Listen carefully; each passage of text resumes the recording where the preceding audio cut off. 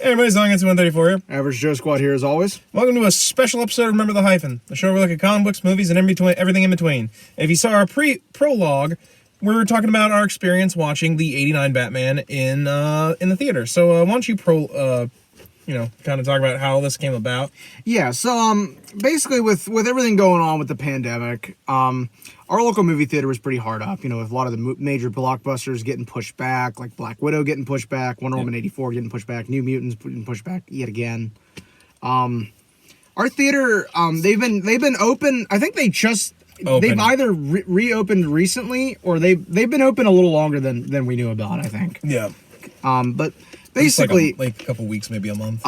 They've been showing older movies alongside what new ones are actually still out. Yeah. Like they showed Trolls. I think there was a couple of Invisible Man. Some of the newer stuff that still came out, they were getting and showing. Stuff's so bad. People are like, yeah, I don't think I'm going to risk getting sick for. Yeah, but so a friend of ours at work who also watches the show, shout out, you know who you are. Yeah. Mentioned to us on Facebook that the local theater was showing movies, like older ones, and I thought he was talking about a different theater. And so the other day he mentioned that, like, the theater's getting a 1978 Superman in this week, and I was like, man, what theater is this? I'm like, cause I want to go see Superman. Yeah. And so I shot him a comment on Facebook, and I was like, what theater is this? And he's like, Movies in Meadville. And I'm like, what? What? No. The local theater has these. What? So I go on their website just to verify it. I saw last night was the last night they were going to have 1989 Batman at theater. And I look at him and I'm like, bro, we got to go. Yeah, no. We got to go see Batman. No, and I'm like, all right. So... And we went. Yeah, we went, and we were the only people in that theater. So it was like having a private screening of Batman 89, and it looks great. Which was definitely better than when we went to see Harley Quinn, and we were the only two in the theater. Oh, because this time we actually had a good time. Yeah, this time we actually had a good fucking movie in front of us. Basically. But, so, I guess we'll just start out with, the visuals, I guess. Yeah, no. I don't know what print they used for this. Like, I think, because they recently redid all these movies in 4K, for those of you that don't know. I swear they either used the 4K print, which wouldn't surprise me. I think some theaters, they might be going to 4K I think they are starting to go. Or this was the print they got sent from Warner Brothers, which is probably the same cleaned up cut that they used. But the movie looks fantastic. I mean, it looks way better than my DVD copy being. Oh, it was surprisingly clean. It was like, I've even remarked to you during the movie, it was like watching a brand new movie film now. I mean, there was some grain. There was some grain, but like... It looks fantastic. Yeah, I actually kind of like the little grain we did get, because it gave it a kind of a warmer feel, which I think works really well for Batman 89, with how gothic and noirish it is, that it has a little bit of that grain, because it gives it that weird warmth noir has. I don't know what it is, but like it's like this like weird warmth that the picture always has, that just kind of... Out of all the movie theaters in the world, shit of all in mind. Casablanca is playing. We could go. I've actually never seen Casablanca. I think I did a long time ago. It's a decent film, but I never even saw it for that film class I took in high school. Yeah. It's one of those, like, out of the many, like, old school films I would recommend, mostly because I happen to think Humphrey Bogart still stands up pretty well as noir. Honestly, everything just really look. This is definitely one of those films I was like, if you get a chance to see on a big screen, it has to. You have to. I think what really got me when we started watching, I was like, the color. The color just pops. It looks. It has such warmth to it. It's very vivid. Yeah, for a movie that's mostly grays and gothic colors, it does have a really nice color palette. Yeah, it has a really nice color palette. The purple on the Joker's suit, even, I was like, man, that looks great. The warm hues that Wayne Manor has. The sequence near the end with the Batmobile blowing up Ace Chemical, or Axis Chemical, should I say. The art museum. Like the yellow on the chest of the costume. Oh yeah, the yellow on the chest and belt pops out really well. You can also see where he because for some reason with this belt, apparently they designed it so that all of his gadgets stay on the back and they rotate around. And so you can actually see where he has the grappling hook line set up so that it looks like he's flying in, because this is before Batman had the cape that allowed him to glide. So, he would have to set up a grappling hook on his back, and he would look like he's flying in. So you actually can see the wire a lot when they use it. Yeah. Which I think is actually rather interesting.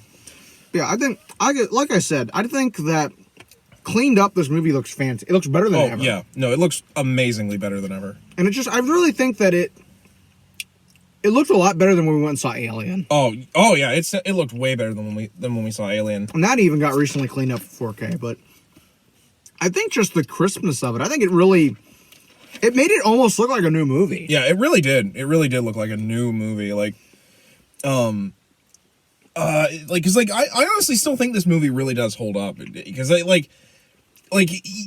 say what you will about the models, like you really never can tell it looks like a model. The only time I could tell it was a model was near the end with the bat plane when it crashes. Yeah. I could tell that car on fire was a model. But... Well, that and the fact that that church is not any sort of church you'd see in the U.S. That is the Notre Dame. Like there is no ifs, ands, or buts. But like other than that, you couldn't tell that they were models. Yeah, it stands up very, very well. Yeah. I also think the claymation they used to make the weird body armor that the Batmobile has actually still looks pretty good. The Batmobile looks fantastic. Oh, yeah, no, the Batmobile, I always forget how, like, because I love that Batmobile. It's the one the animated series Batmobile is based on. It's the one that, like, most Batmobiles are based on. Half the movie was you and me just ogling the Batsuit and the Batmobile and how good it looked. Like, the Batsuit, for all the complaints people get, it still looks really good. Like if I ran into that in a back alley, I'd be shitting myself. No, like this dude comes at you like just a cape and a head, and it's the Bat. It's the Bat. Oh my God! Get a light on him. Look, man, he's a myth. And then he just glides in behind him, and I'm like, oh no. No, they play Batman like a horror movie monster. In the very beginning of it, it's like, bro. I think I've told you, like, one of my ideas for doing a Batman film is you do it like it's a horror film where you don't see him. He's always in the shadows. Yeah, like he's always in the shadows. Like you don't see him until like halfway through. I know that a lot of people would probably be like, "What?" But like, I want to actually that would work really well. I actually want to show him as like this. Like I want to show people why Gotham's underworld actually fears him. You know, like having scenes where like people are like, just say against the walls. He can't get us. We're against the walls. You know, you just see his arms pop up and pull a dude into the darkness, and you hear the screams. Like my favorite part of that intro was after the two thugs at the beginning shoot him, and he's just laying there, and then they turn around, and then he gets back up, and he's got the cape up and everything. And it's like that one guy's like, "Oh shit!" no, he's like, "Wait, what are you?" I'm Batman. Because, like, say what you will about, like, if you were to complain about anything about these movies, it's mostly the fact that, like, there's not a lot of combat. Like, you know, like, he doesn't really... But I think that works for the movie. It does work for this movie, because, like, whatever combat Batman does have, he's very much a stationary thing, but, like, that almost shows just how skilled he is. Like, that no one can move him. He just, like, is this menace that can't be stopped. Well, and to go along with that menace, it's just how intimidating he looks. You know, like it diffuses a lot of the stuff. Because do you want to fight a dude look like that? No, I wouldn't want to fight a dude. I'd be like I do what Bob does in the one scene. Drop the knife and just fucking book it. Like, I give Bob credit. He just was like, no, fuck this. I'm out. But I think another thing that really stood out to me was just how beautiful the soundtrack was. Oh yeah, like the audio obviously got cleaned up as well, but just hearing it in the theater, you know, and I think it really helped that you and I sat in the middle of the theater, we were by ourselves, and it was having that surround sound.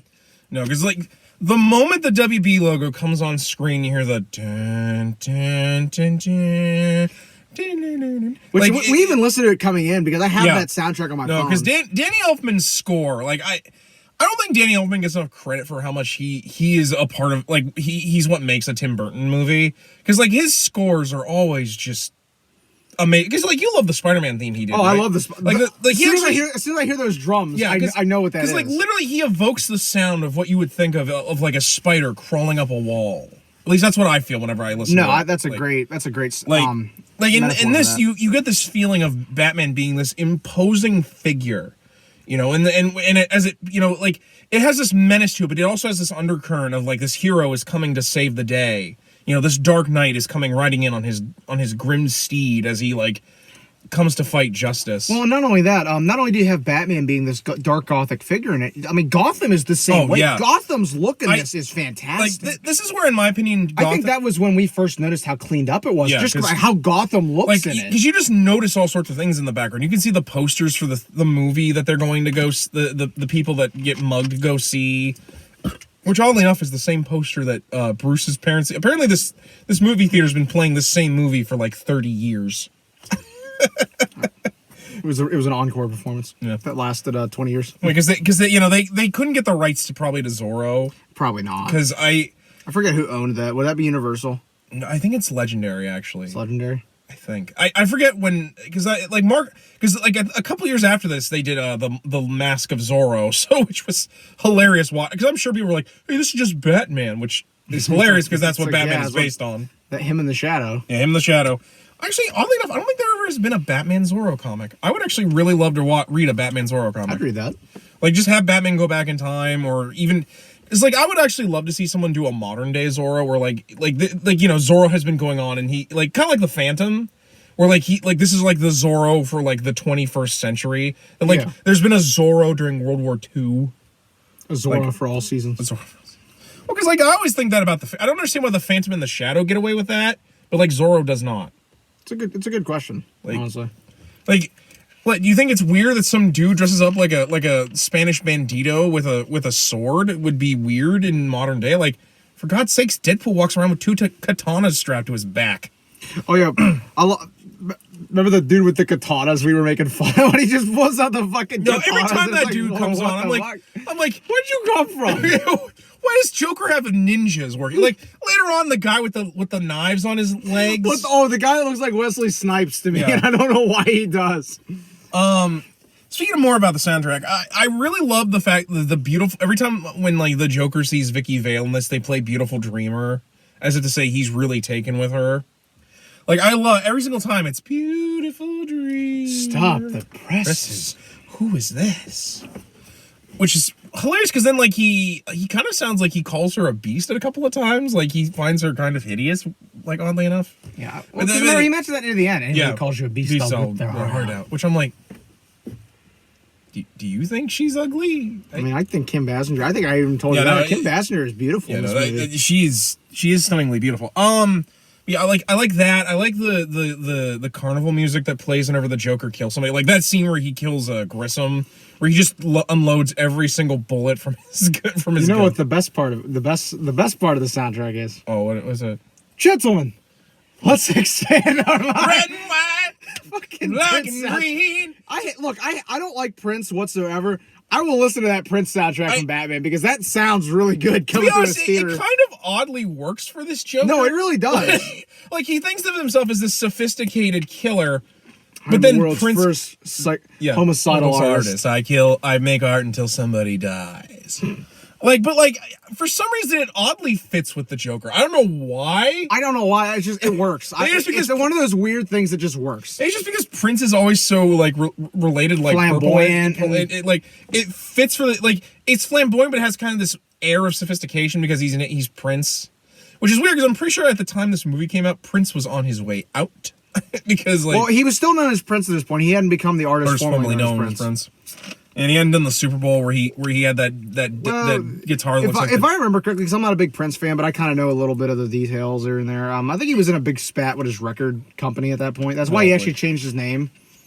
Yeah, it was I don't think he got a lot of money for Purple Rain because the record company made all that money. Honestly, I don't. That's one thing about the music business. It's kind of fucked. I don't hate Prince. I don't mind some of the songs that he's done, but he's just never interested me.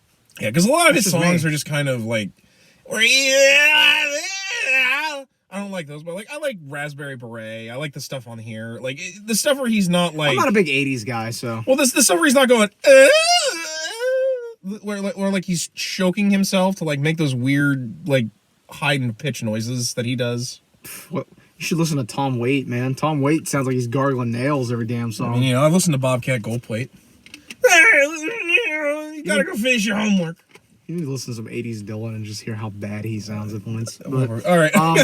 Moving off a weird music tangent. Moving back to Batman. Let's talk about acting. Everybody's acting in this is great. Everybody always praises Michael Keaton in this and Nicholson, but I think Kim Basinger does a great job as Vicky Vale. Who's the guy that does Alfred? Michael Goth or something like that? Let me look it up. I love. That's who I think of when I think Alfred. I kind of prefer him over Michael Caine. No offense to Caine's acting, because I like Caine's Alfred up to a point. Dark Rises, but I failed you. I failed you by going away, even though I was supposed to protect him.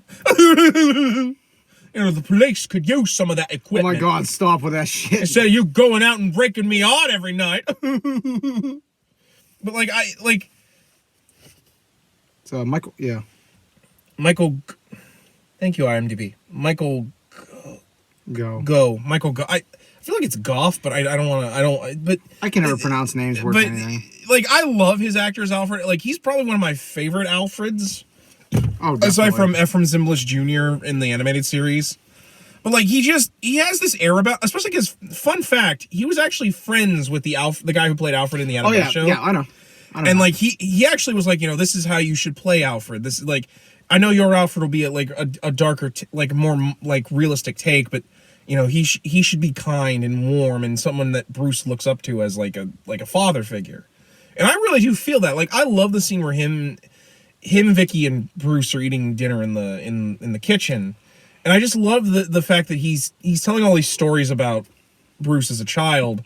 And, like, you can kind of tell that, like, Bruce didn't, like, stop him. Clearly, Bruce didn't mind him telling these old stories about a kid just because those are his happy memories. And I think that really sells, like, this Alfred is so warm. I love the guy who plays Alex Knox, which, in my opinion, I love him and hate him because, like, he's kind of the reason why Vicky Vale doesn't really have as much character as she should. As much as I love Vicky in this, the writing for her definitely, you can tell that they didn't really know what more to do with her than, like, have her serve as the love interest character. Yeah, because, like... But, I mean, like, stuff does happen to her, and I do think she's an interesting character, but I think they could have done more with her. Well, because, like, in my opinion, I think a lot of the interesting things with her, they gave to Knox. Yeah.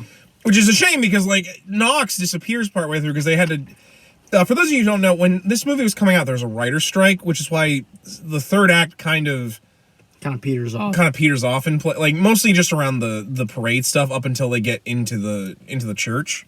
Like, Knox is actually, after he gets knocked out, is supposed to get the cowl put onto him by Batman so that Bruce can escape. Because they're like, oh, we found the bat. He's here. He's unconscious. And it turns out it's Knox. There's actually supposed to be a part during that where they act like they cleared Knox of being the Batman when they revealed the bat signal. You could actually see that in the graphic novel version of this when they did the comic adaptation. And I'm sure it's also in the novelization. It probably is in the novelization. There's also a really weird line when Batman uses the batarang to tie the gargoyle to Joker's leg. Vicky asked him what is it, and he's like, I believe the media, you in the media would call it a batarang, as if to imply like they name all his shit. Which I'm like, that's just kind of weird. Like, why would you let them name that? Like, the graphic novel version of this is really weird. Do you have it? Because I do not. I actually saw this one, Linkar, because Linkar's actually reviewed all the comic adaptations of it. Sadly enough, I only have the Batman and Robin adaptation. Well, I know, because we found it up at Action Toy Man. I pointed it out. I'd love to find the rest of the adaptations. I honestly wish DC would just release all their film adaptations in, like, a graphic novel. That'd be fun to do. I'm surprised they haven't done that yet. Yeah. But, like, I do know some differences, like that's actually, funny enough, the part where, like, he's got the mugger, he's like, who are you? I'm Batman. For some reason in that the mugger goes, you don't own the night. Which I'm like, what? I'm the fucking Batman. Well, no, it's so weird. That's what they wanted him to say was, I'm the fucking Batman. I'm like, stop. But yeah, but like, if he had said that, I would have died laughing. That would have been funny as hell. It was a shame because I wish Knox had actually stayed around because I really love his character. Like, is the Batman on the payroll? And if so, what's he making after taxes? Like which is weird because like he clearly is a joke to the rest of the Gotham Gazette because like he's chasing a boogeyman basically. Well, he gets that Bob Kane drawing. Oh yeah! Oh, I love that bat drawing. That's actually the only art Bob Kane ever drew because he always Bill hired. Finger Bill Finger did most of the other shit. Yes and no. Well, then he had some people at DC doing shit. They would hire ghost artists that never got because like Detective Comics number 27 is actually apparently they got someone who did one of the issues of Zorro, and you can actually see where it's legitimately steals panels from Zorro. They just drew over it, basically. Yeah. I like him. I actually really like the Eckhart character, even though he's not really in it very much. The corrupt police officer. He reminds me a lot of Harvey Bullock. He's slobbish. He smokes. He kind of is rough around the edges. The only thing I don't like is that he's on the take, but like that's. One, I know everybody talks about these two when it comes to the movie, but I'd forgotten how just great Jack Nicholson is in this Joker. He is stellar as the Joker. Joker / Jack Napier, because he is so great in this. Like the way he emotes everything. Yeah.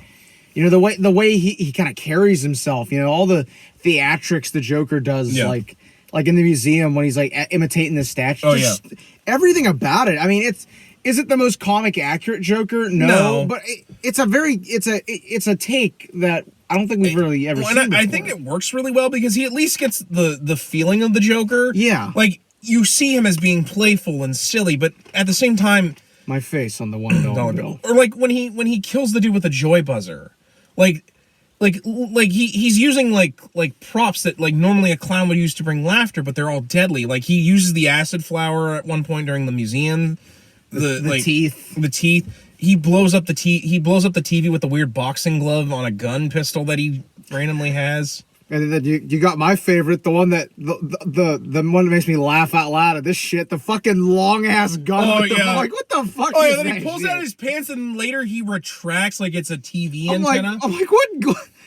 I know there's probably a real world explanation for that. I'm pretty savvy with gun stuff, but I'm like, what did I say to you when we saw? What was it? I was like, oh, here we go. Here we go with this shit. Here we go with this shit. No, like especially because that's probably one of the takes down the bat play. What fucking ammo you using? Which is part of the the whole argument of like the third act kind of falls apart because literally Batman is in the bat plane. He pulls out his X-wing fighter like targeting system. He literally has him dead to rights. Misses every shot. He's got like 7 missiles. And I mean, I'm sure you could argue he missed on purpose. He probably did. Like I argue he was trying to actually blow up the parade float behind him because he wasn't sure what was, because like the balloons already had gas. What if he had like a bomb in there or like some sort of weapon? He took my balloons. He stole my balloons! Why didn't anybody tell me I had one of those things? He just guns down Bob. Like, Bob didn't do nothing. Speaking of Bob, I love Bob. I actually think Bob is better than Boba Fett. I think Bob as the Boba Fett character of this movie is better than the regular Boba Fett. I love Bob the thug. Bob, who's been with him since like when he gunned down the Waynes. Like damn, you've been with him a while. You are loyal as shit. Especially because he's probably killed a lot of your gang over the years. Yeah. There's some other actors in this that are really... I feel really bad for the actress that plays Alicia. Because, like, they just... Like, her whole role is just to be, like, a victim of the Joker. Let me tell you, over here in Gotham City, we only sell and drink Colt 45. Oh, yes, Billy D. Williams Ace as Harvey Dent. DA which the mayor I love me some Billy D. Williams. I love Billy D. Honestly, I wish he would have stayed on to do Harvey Dent for Batman Forever. I mean, he was, and then when Forever came around, he got recast. I remember he went up for it again, and he didn't get it. Yeah, because Schumacher decided not to use him. Well, yeah, because they wanted like a bigger name for Two-Face, which they should have just used Billy D. Williams. Because I actually argue even with the terrible script for Two-Face, he actually probably would have made it work. He could have pulled it off. He's Billy D. Williams. Yeah, because like he would have made it cool. Yeah. Gotham City's always looking for new talent. Do you think you got what it takes? But yeah, granted, he's not in it very much, but he does. Ghosts and goblins. But I think he does really well to sell that Harvey Dent as a DA he's charming, he's charismatic. There's this, like, he clearly cares for Gotham City, but like I took the White Knight of Gotham and I broke him down. And to be fair, speaking of, I love Gordon. I love this Commissioner Gordon, but unfortunately, he's not given a lot to work with. Yeah, they just don't. I wonder what would have happened if Burton had stayed on for the third movie. Yeah. Like maybe he would have had a little bigger part, but I just don't know because he's not even really in Returns. No, because it doesn't help that in this movie he's hunting Batman, and then he's done. Like you said, he's not really in Returns. Oh my god! To be fair, I do because I think he works really well as this commissioner. My problems are it's mostly he doesn't get to really do anything, and then come Forever, he's just there to tell Batman to go do stuff. Yeah.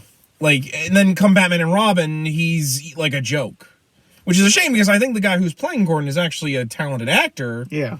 It's just they don't know what to do. You would have liked to have seen them do more with him. Especially because, without Gordon, Batman couldn't, function. Which I think we discussed this even during the movie, was that, this was a very, very good Batman movie. Yeah.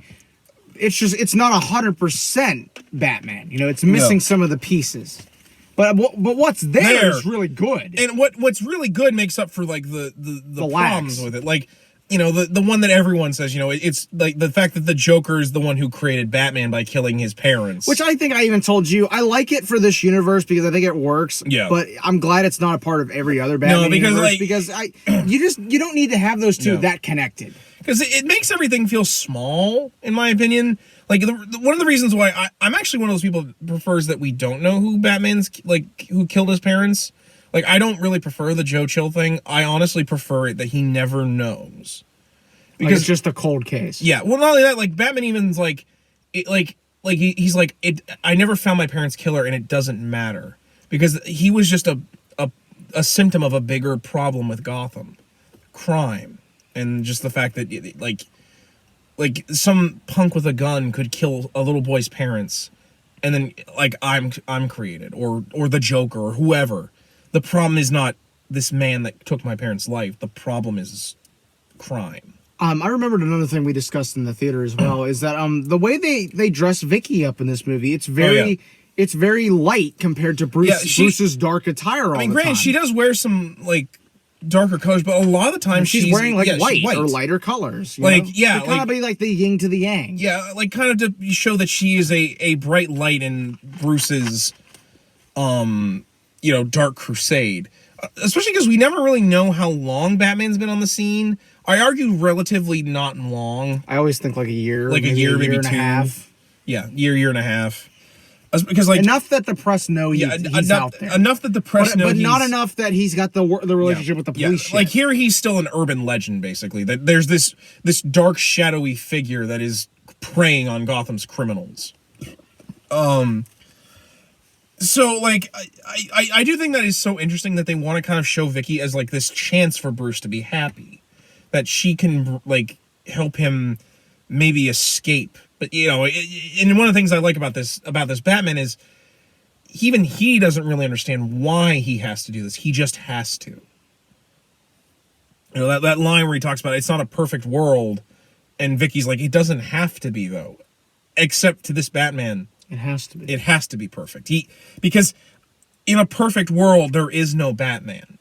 You know how a normal person, gets up and goes to a normal job and then comes home to a normal wife? No. Like that scene, I'm like, Bruce, she is just as so unnormal as you are. Because like I think that's also one of the things that I think Burton wants to try and like for all this normalcy that people have, everyone does have these. I wouldn't say darkness, but like this other life that they don't let other people in. You know, like people that like are closeted comic book fans, or like. It's something deeper, like someone that's people that are artists, but they don't ever share their art because they worry that like it's not good enough. Yeah, or maybe that no one will understand what they're doing. And like that, because like that's one of the things I find so interesting about this. Oh, our lights died, which is weird because it said it had a full battery. Never start with the head; it gets fuzzy. Hey, retro review. We got the retro lights. Sorry about this, guys. It said we had full battery. Yeah. So anyway, this will be good enough. Yeah. So we got the Burton lighting going. Yeah, we do. But like, because like one of the things I like. That's because one of the things I like about this Batman is he. Like I said, like because this Bruce, when he first starts, he clearly is not like this has also been like this is like the start of Bruce kind of returning to the public eye as Bruce Wayne. Like, because he clearly doesn't seem to be comfortable as Bruce Wayne yet. He hasn't figured out how to play that role yet. Yeah, because come Returns, I feel like he's much more comfortable as Batman. I mean, it's right. The first interaction he has with Vicky in the movie, it's like, can you tell me which one of these guys is Bruce Wayne? He just he doesn't have an answer for it. He's so struck by how beautiful she is. He's like, crap, am I Bruce Wayne? Right, crap. What is Bruce Wayne? Actually, that actually kind of is interesting. Maybe like he's been Batman so long, he's like he doesn't know how to be Bruce. Like Wayne. He forgets that. Oh, right, that's my alter ego. That's my alter ego. I also love that the part where when Knox and her go into his armory, and he's like, I wonder what this one is from. It's Japanese. Oh, how do you know that? Because I bought it. Because I bought it in Japan. But to be fair, I actually like that. Like he he's not rude like this Bruce Wayne, like for all of his kind of eccentricities, you would think he'd be kind of a jerk, but he's very, because that's one of the things I think that the Nolan films don't really get with Bruce. He's not supposed to be he's not supposed to act like a dick. Like he's not like, oh, you know, I walk around. He's supposed to have that kind of charm and swagger to him. He's a playboy, you know. He's like but at the same time, likes me. He kind of plays it like he's bumbling a little bit. Yeah, like the animated series. Like he's a little down to earth. Yeah, like he's eccentric, but like you can tell like he's kind and he actually cares about people. How about giving me a grand? You know, and then like a couple minutes later, he's telling Alfred, give this man a grand. This waiter's like, how we need to get more champagne. He's like, open a couple cases. How many cases do you think is enough? 6? Yeah, open 6 cases. You know, I always like Bruce more like the animated series than I say year 1, where he has the actress and he's like, Alfred, be a dear. Could you get me another bottle of the bubbly? This one seems to have evaporated. You know, he plays him like he's this lush alcoholic that just. Yeah, I've always liked this kind of a Bruce / year animated series. You know, where he's still Bruce Wayne, you know, the billionaire playboy, you know, but like he's not so aloof and above everybody, and like you would be able to be like, this guy. He's not. It doesn't seem like he's hiding something. Yeah, exactly. Like in my opinion, I feel like the Nolan Bruce, you would be like, oh, this guy's hiding something. Most people wouldn't say he's Batman, but like he's clearly doing drugs or he's living like a double life, involved in some kind of a drug ring, but this some organized crime. But like this Bruce Wayne, he's so, he seems like somebody like you would know. Yeah, like he seems rich, but like he almost seems like he's normal. He's normal. And in my opinion, that makes more sense for Bruce, especially because this Bruce character is also supposed to be someone who gives so much money to charity that, like, you know, he realizes that he can't play off that like his parents' death didn't affect him. If that makes any sense. Would you agree about like this Bruce? No, I definitely would agree with that. And I feel like that's a strength with this and with the animated series, is that this Bruce doesn't. He's not an asshole. Yeah, really. I think Bruce Wayne being an asshole is the complete opposite of what the character is supposed to be. Yeah, because like one of my favorite examples of this in the animated series is in the Robin's Reckoning flashback, where the circus is performing for charity by Bruce Wayne. They put a light on him and he's got popcorn and cotton candy. And he accidentally knocks everything off. He's like, oh, like he plays off like, oops. But like, you know, and then you know, you also have the Batman where he sees Robin's parents fall to their death, and Bruce just is stricken because he's like, it's happening again, and this time I can't even leave to save them. They died while I was right here. I also think that one of the things that makes this,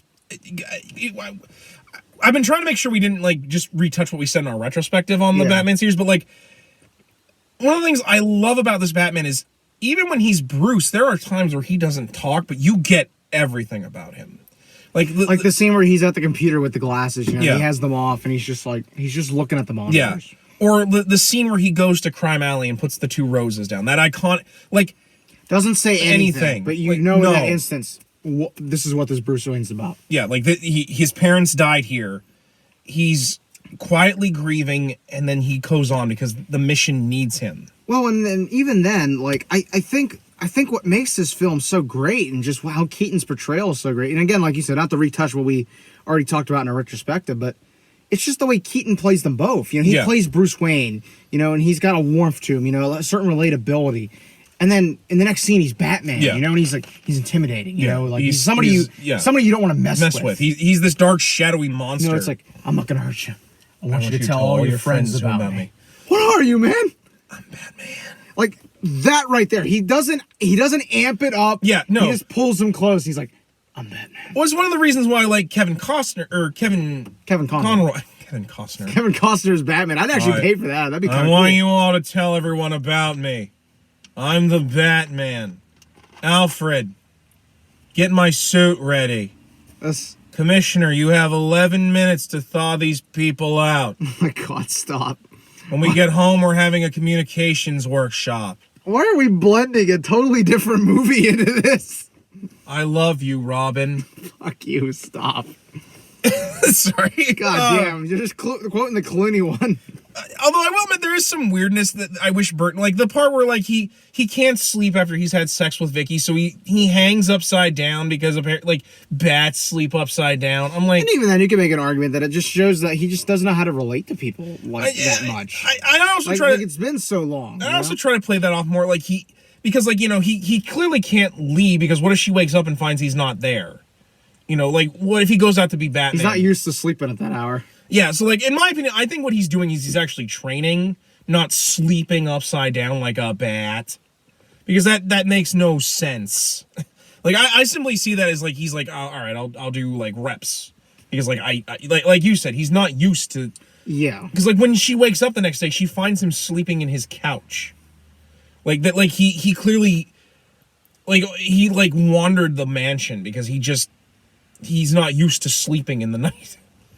So again, there's just kind of I feel like these are probably gonna be my last thoughts on this, just because I think we've covered really everything, and I don't, like you said, I don't think we should really retread ground we already touched upon.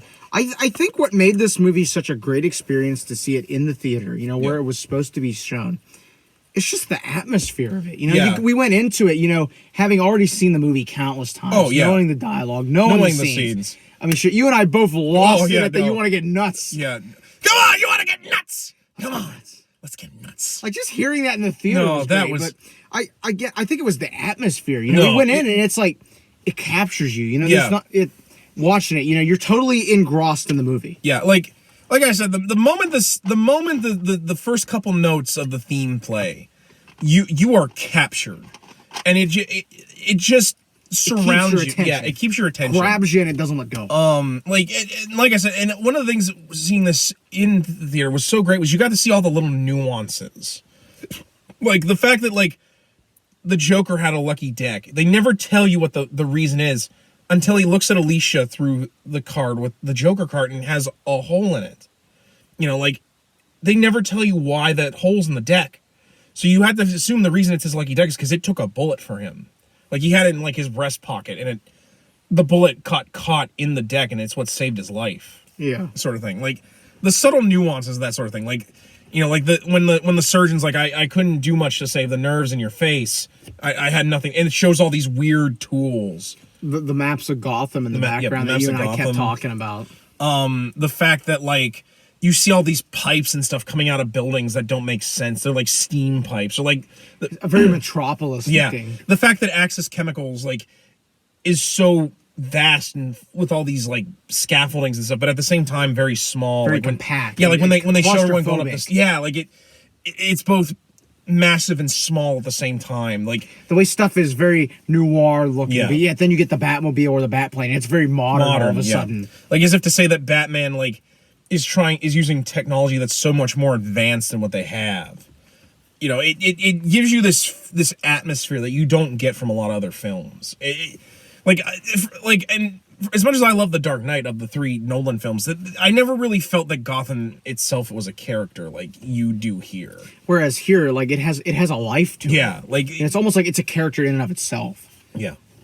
Like this is a city that like you might have been to cities, you might have seen the cities, but you haven't seen a city like this. It's dark. There's all these weird statues. Like there's pipes that come out of weird places in the building. Like just from the minute, like after we get past the title with the bat symbol, and it says Gotham City. It's like you have a sense of almost familiarity. Like I know this city, but yet you don't. You don't know all of it. And like the fact that the Batcave is both massive and small. And it looks a lot like Arkham Origins. It looks a lot like the Arkham Origins. It really does. Like the Bat computer has all the weird like I think screens. I even remarked to you, I was like, yeah, this looks like Arkham Origins. It does look like Arkham Origins. Which I'm sure was purposely done on the Arkham Origins team part. And I also give credit to like DC for letting them use a lot of things, like the Joker and emblem that's on like all of the Joker. Like, and I have never noticed that before. That is clearly Denny O'Neil's artwork, which rest in peace, Denny O'Neil, because like in my opinion, I don't think this movie could have happened without you. Oh, definitely. Like you made that Joker face. Like you were the reason. Like and he was scary again. Yeah, like the Joker was scary again. You're the reason why Batman was like this, like as gothic as it is. I know a lot of people will give, and to be fair, I give Frank Miller credit. He did do some good things. Like I love Year One, but like a lot of people don't give him enough credit, like because he was the one that modernized Batman. After the '60s, everybody was like, "Oh, this is can't be." And to be fair, because the comics started following the show. Yeah, and credit to this movie because without this movie, we wouldn't have the animated series. We wouldn't have which is by far the best Batman thing in our opinion. Because like it got rid of the things that Burton didn't unnecessarily added, and put in more things that made that show what it is. It took its aesthetics from this movie, but at the same time, it tries to be so much more like the comic. Like it's one of the reasons why I still love this movie to death. Like it's this reason why Alex Ross's Joker always looks like Jack Nicholson's Joker. Like if you pick up any Alex Ross book like for DC and you see Joker, he looks like this Joker. Like this is what the Kingdom Come Joker looks like. If you would agree. Oh yeah, definitely.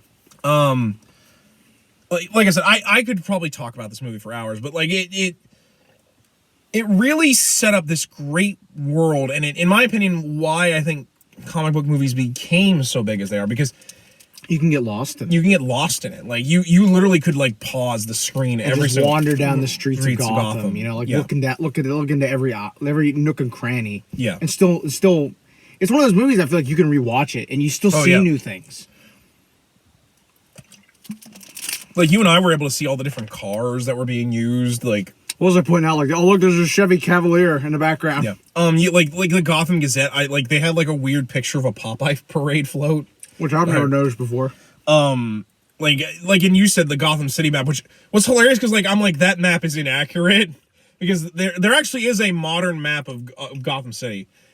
Fun fact: there's a there's a section of Gotham City that is a reference to the Superman movie, Otisburg. There is an Otisburg in Gotham City, which is a reference to, of course, the Otisburg the Christopher joke. Reeves love yeah, where Lex Luthor's. We might be having a special on that soon as well. Otisburg. Like I said, it just was so great, and I love seeing it as we saw it because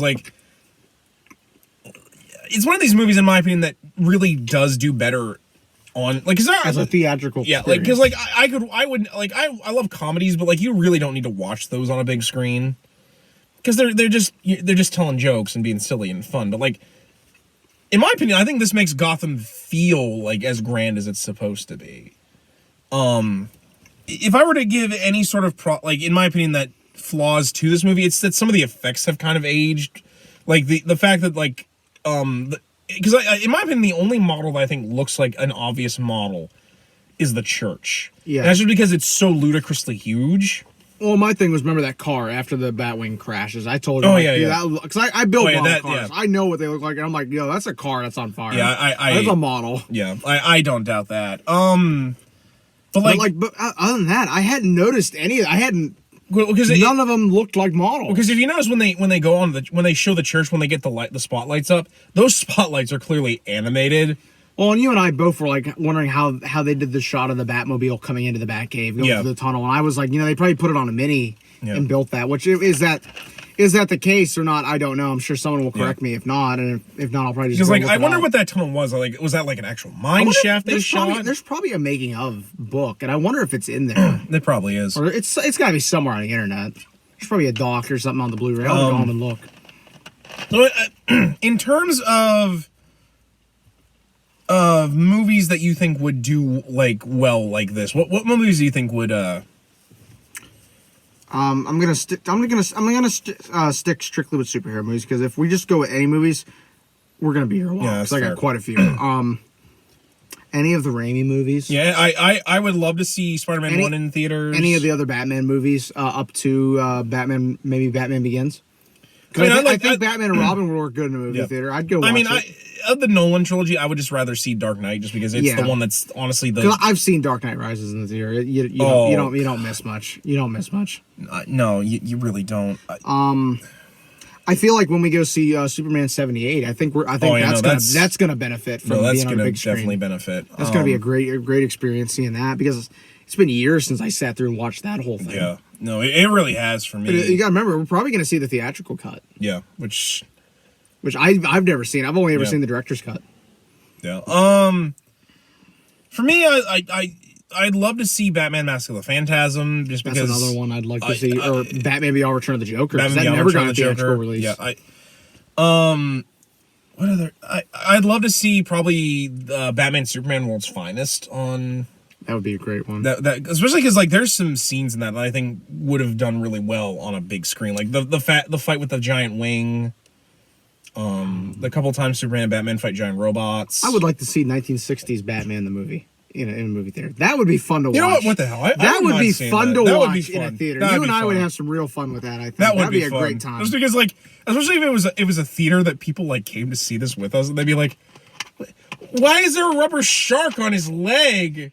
Robin, hand me down the bat shark repellent. You and I would be laughing our ass. Well, I mean, you and I laugh our asses off whenever he pulls out the bat shark repellent in Harley Quinn. TAS. Oh my god, we just watched the newest episode, and he once again whips out the bat shark repellent. Which, as soon as the final episode of that airs, we're probably going to do a season retrospective. We're just waiting for the season to end. Because it's been a great season so far. It really has. All the Nolan references in it have been killing us. No, I honestly wish I was born there, but yeah, I know I was born. Oh, it's a shadow. I know I was born in it. But yeah, I think that Batman Returns. Batman Returns. Okay. I haven't disinfected the suit, sir. Disinfect the suit. Then Batman begins. I'm like, stop with these goddamn references. Yeah, but anyway, guys, I think that's gonna kind of wrap it up. I was waiting for him to say Batman Forever in that damn episode. Yeah. That was gonna be the next one. Bottom line, I really do. If there's a movie you really like, and like, try to see if your local theater is doing it. Like, because I feel like a lot of theaters are doing this right now, where they're doing retro ours films. Is showing Raiders of the Lost Ark, Superman, Jaws, E.T., Shrek, Back to the Future Part 2. Yeah, like if there's a movie that you really love, or you wanted to see in the theaters but never got to, or were not alive for, and there's an opportunity to go see it. I mean, I told him, I'm like, bro, we got to go see this in the theater. When are you going to be able to say you saw it in the theater again? No, like that. It's the same with Superman. Like, when are you going to be able to say you saw that in the theater? Hell, Raiders. I'm down for seeing Raiders. I'd love to go see that. I want to see Raiders. I wish we had known sooner our theater was doing that, because we could have gone seen Back to the Future part, because they're going to show all those. Yeah, I know. We could have gone and seen that. That would have been fun. But like I said, guys, like, especially because right now local theaters need your support. Especially because our theater, it's only like $5. Like, you can afford to see. And I mean, you gotta remember too, I splooged probably $20 for drinks and popcorn. And as you can ask him, I'm one of those people, I never buy soda and popcorn at the movie theater because I don't like getting up and having to go to the bathroom. Yeah, but like, just like, because like, in my opinion, like, this experience is something that you will love, even if it's like something you maybe never would consider to see. Because like, in my opinion, there's so many movies that work so much better just as a theater experience. Exactly. So anyway, guys, I think that's going to wrap it up for this episode. I'm Zongetsu134. And I'm Average Joe Squad. And as always, we ask you, remember the hyphen and take care.